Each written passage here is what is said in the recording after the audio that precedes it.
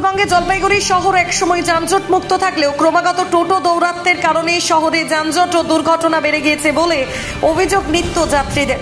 ক্রমশই মানুষ অতিষ্ঠ হয়ে উঠছে ব্যাটারি চালিত টোটোর কারণে। তবে 3 চাকার প্যাডেলের রিকশার বদলে ব্যাটারি চালিত টোটো আসায় একদিকে কর্মহীন ছেলেরা তাদের রুজি রুটি উপার্জনের একটি দিক খুঁজে পেয়েছে, তা বলাই বাহুল্য।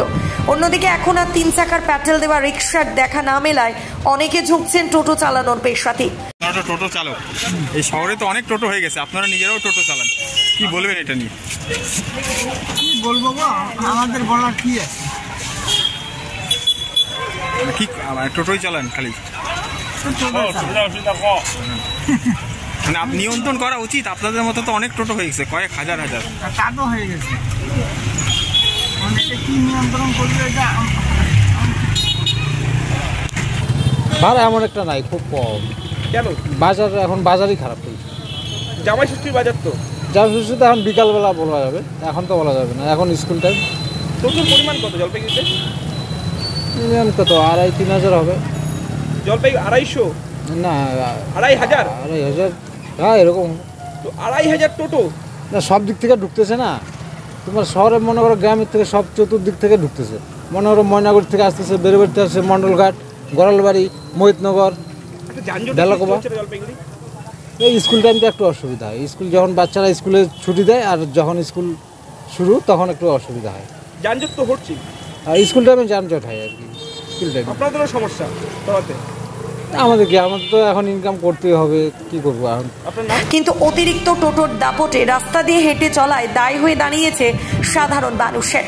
অন্যান্য গাড়ি নিয়েও যাতায়াত করলেই যানজটের সম্মুখীন হতে হচ্ছে নিত্যদিন টোটোর বেলাগাম দৌরাত্ম্যের তরুণ। একদিকে মানুষের যেমন সুবিধা হচ্ছে যাতায়াতের ক্ষেত্রে, অন্যদিকে নানা অসুবিধাতেও পড়তে হচ্ছে এই টোটোর জন্য। বাড়ছে পথ দুর্ঘটনার সংখ্যা, অল্পতেই যানজট লাগছে জলপাইগুড়ি শহরে। তবে টোটো যানজট ঠেকাতে কিংবা অবৈধ টোটো দৌরাত্ম্য রুখতে তৎপর হয়েছে পুলিশ।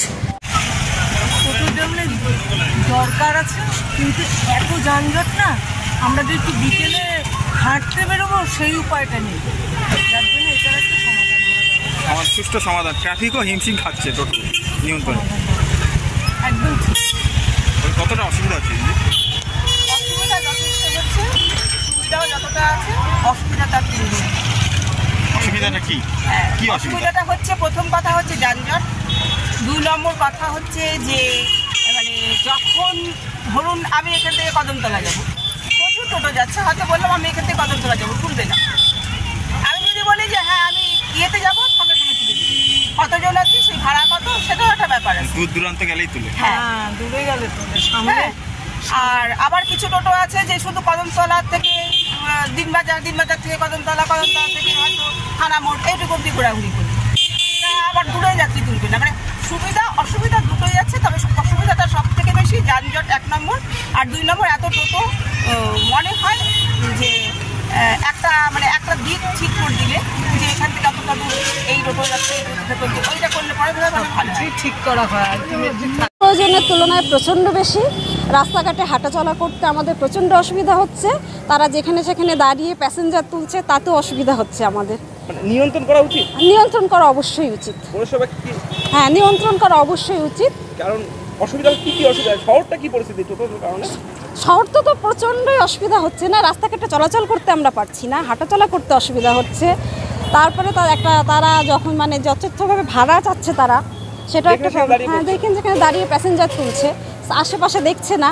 নিয়মের মধ্যে বাধা থাকলে কি ভালো হয়? হ্যাঁ, অবশ্যই ভালো হয়। কি করলে ভালো হয়? ভালো হয় একটু যদি নিয়ন্ত্রণ করা হয়, বাইরের টোটোদের যদি একটু নিয়ন্ত্রণ করা হয়, এবং যেখানে সেখানে টোটো দাঁড় করানোর জন্য যদি একটু নিয়ন্ত্রণ করা হয়। জলপাইগুড়ি থেকে সায়ন সেনের রিপোর্ট, 24 ঘন্টা লাইভ। ফ্ল্যাট বুকিং চলছে, আজই যোগাযোগ করুন Gita construction, B10/249 near central park, Kalyani. Booking চলছে কল্যাণী B2/221, B2/312, কাঁচরাপাড়া ঘটক রোড, সতীশ নন্দী রোড, লোক সিনেমা চাঁদমারি রোড, লিচুবাগান সিরাজ মন্ডল রোড, টিকটিকি বাজার, মিলননগর আবুরিপাড়া, রজনীবাবু রোড, নিপেন সরকার রোড, RP স্কুল, নৈহাটি 6 নম্বর গেট, বিজয়নগর, ভাটপাড়া রূপশ্রী হল, হালিশহর রাজমহল হাউজিং এস্টেট। আজই ফোন করে বিস্তারিত জানুন। গীতা কনস্ট্রাকশন 9831478795।